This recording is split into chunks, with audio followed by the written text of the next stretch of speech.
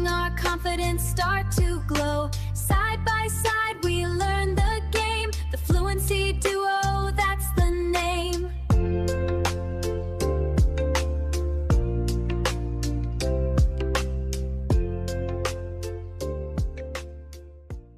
Hey everyone, welcome back to the Fluency Duo, the channel where we help you practice real English, the kind people actually use every day. I'm Alex. And I'm Sam. Today we're doing something that a lot of you have asked about, job interviews in English. Whether you have an interview coming up or you just want to feel more confident speaking in professional situations, this episode is for you. We're going to role-play a full job interview from start to finish and then break down the most useful phrases along the way. So grab a pen because there's going to be a lot to write down. Let's get into it. Okay, before we start the role play, let me set the scene. So I'm going to be the interviewer, the person asking questions. I work at a marketing company called BrightPath. And I'm the candidate, the person interviewing for a marketing coordinator position. We'll do the full interview first without stopping. Then we'll go back and break down the key vocabulary and expressions. Sound good? Let's go.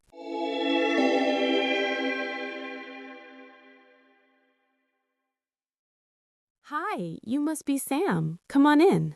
Yes, that's me. Thank you so much for having me. It's great to be here. Please have a seat. Can I get you anything? Water, coffee?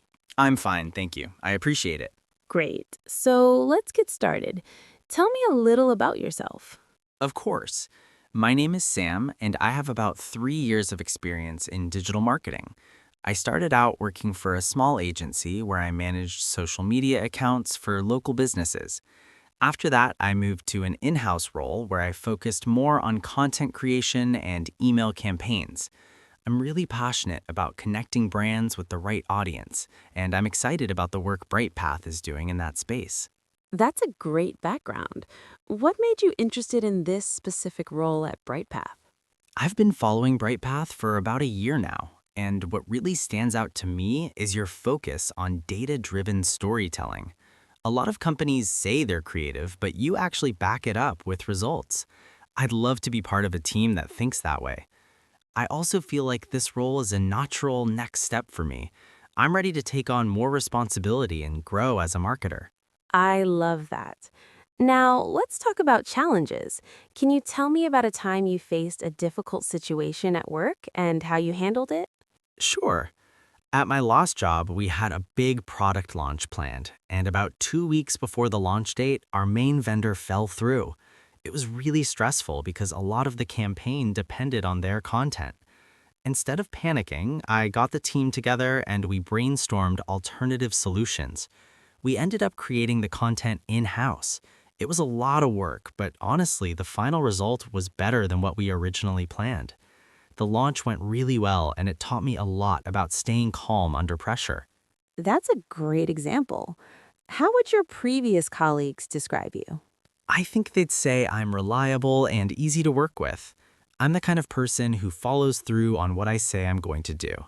I also think they'd mention that I'm a good communicator.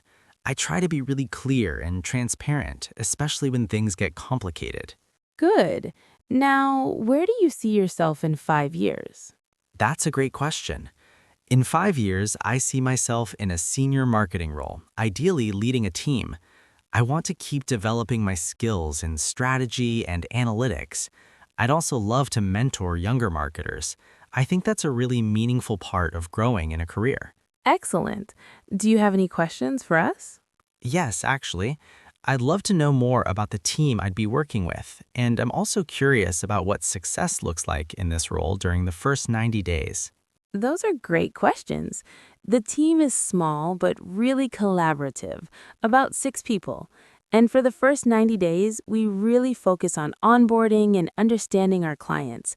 We're not expecting you to hit the ground running immediately. We want you to learn first. That's really reassuring to hear. Thank you. Well, Sam, it's been a real pleasure. We'll be in touch within the week.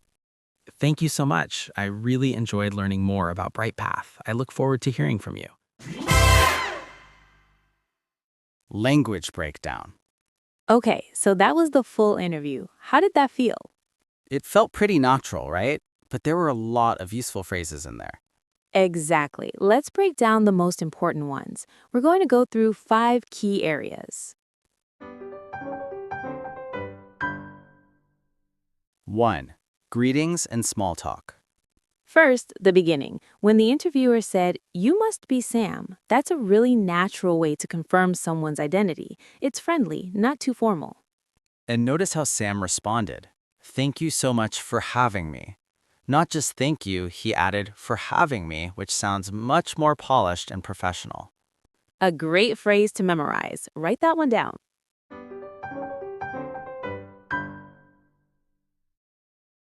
2. The tell me about yourself answer. This is probably the most common interview question and the one people struggle with most. The trick is to follow a simple structure. Past, present, future. Past, where you started. Present, what you do now. Future, why you want this job.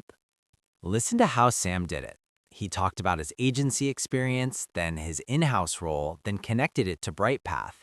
It was concise but complete. One phrase he used that's really useful is "I'm really passionate about." This shows enthusiasm without sounding over the top.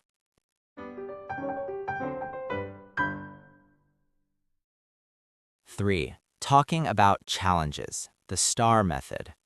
When the interviewer asked about a difficult situation, Sam used something called the STAR method.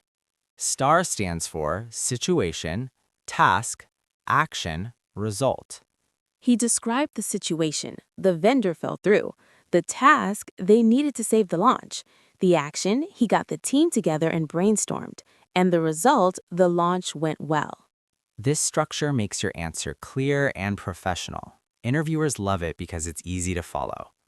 A key phrase she used, instead of panicking, this shows self-awareness and emotional control. Very impressive to an interviewer.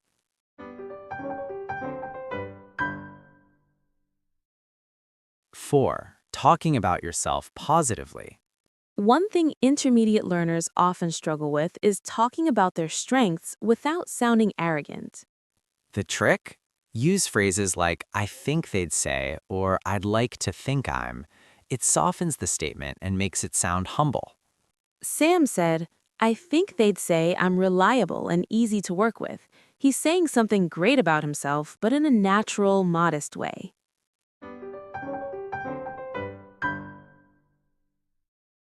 5. Asking questions at the end. Always, always, always ask questions at the end of an interview. If you say, no, I don't have any questions, that's a red flag. It makes you seem uninterested. Sam asked 2 great questions about the team and about what success looks like in the first 90 days. Both show he's thinking seriously about the role.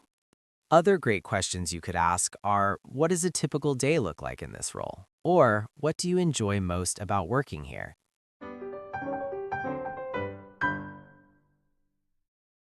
Okay, now it's your turn. We want you to pause the video right now and answer this question out loud in English. Tell me about yourself. Use the past, present, future structure we talked about. Don't overthink it, just speak. Seriously, pause. We'll wait. We're waiting.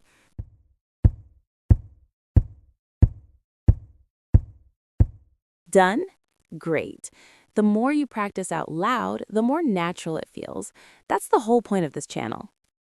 That's it for today's episode. We hope this helps you feel more confident going into your next interview.